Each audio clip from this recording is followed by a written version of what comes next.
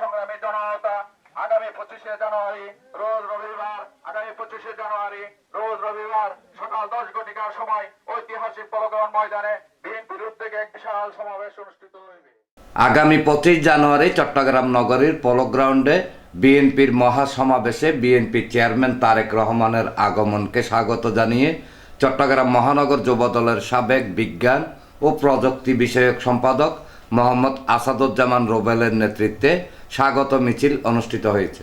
শুভেচ্ছা স্বাগতম তারেক রহমানের আগমন, শুভেচ্ছা স্বাগতম তারেক রহমান আসছে, বীর চট্টলা আসছে, তারেক রহমান আসছে।